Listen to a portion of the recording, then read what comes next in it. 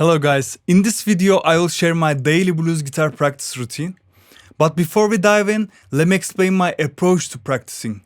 First of all, I like to keep things really minimal. I don't add any exercise to the practice routine that I won't use in my guitar solos, period. For example, I don't waste time on isolated picking drills or running scales up and down with a metronome for hours. Instead, I focus on practicing techniques and ideas that I can directly apply to my guitar solos. Because at the end of the day, our main goal is to make music and feel it. So I'm highly against those tryhards that are practicing 10 hours every day, doing boring stuff for nothing. My main goal is to pick up my guitar, have fun, be creative, and work at least 3 hours every day. Think of it like a marathon. You don't want to spend your whole energy at once. Keep it sustainable, and the most important thing, try to have fun with it. My blues guitar practice routine consists of 5 parts, with the first part focusing on guitar techniques. I typically practice these techniques in front of a mirror to check if my form is correct. The 3 most important techniques I work on are hammer-ons and pull-offs, bending, and vibrato. I found hammer-ons and pull-offs to be an excellent warm-up for my hands. I usually start on the string and practice for a couple of minutes.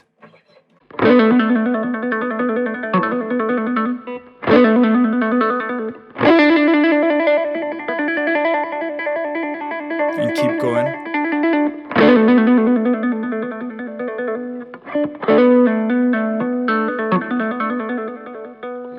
It doesn't matter if you practice on all strings, as the motion is the same. Focus on keeping your hands relaxed and continue the exercise as long as you can each time to build endurance. The second technique is string bending, where I focus on the iconic Albert King spot, which is the second position of the pentatonic scale.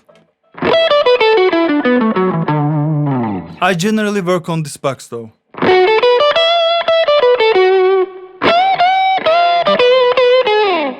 Try to hold the bends longer and keep them in tune. For example, if you are aiming for a specific note, play it first, then perform the bend.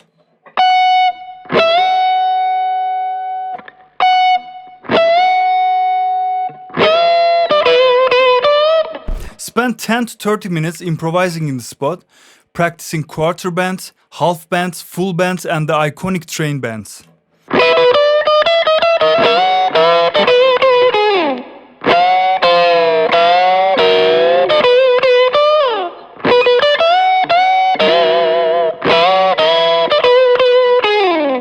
Work on the spot daily to get comfortable with bending. The third technique is vibrato. Make sure to check out my complete step-by-step tutorial to master this technique.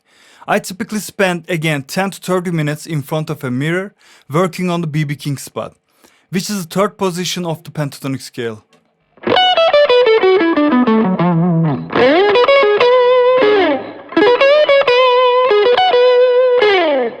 Practice with slides and add licks to simulate real-life guitar soloing.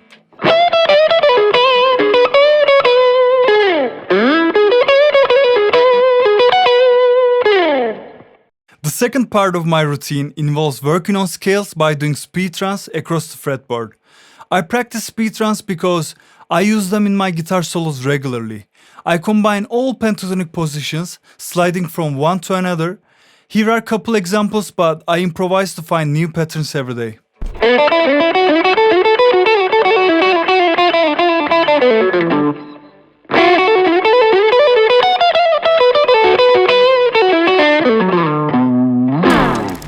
The third part focuses on chord practice. You can learn the inversions and tricks I frequently use by watching this in-depth blues chords tutorial.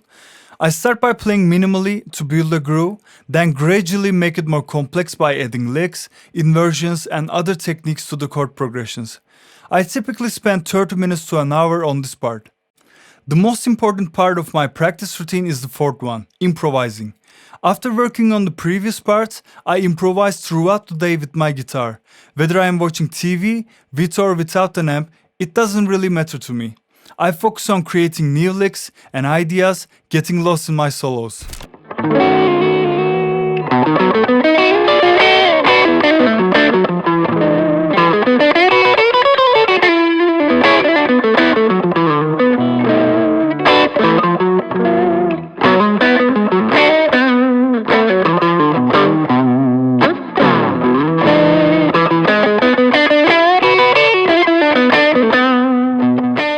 final thing I wanna do every day is listening and picking up new phrases from my favorite guitar players. This shouldn't even feel like a workout. It's just part of our lifestyle as musicians. Whether we are at the gym, making breakfast, or working at our day job, we should always be listening, taking notes, and try to adapt it what we figured out to our guitar playing later on. For a quick way to stay inspired, check out my YouTube channel where I share new licks and riffs every day. Plus you can find new tutorials like this every Monday. I will see you in the next one, guys. Cheers.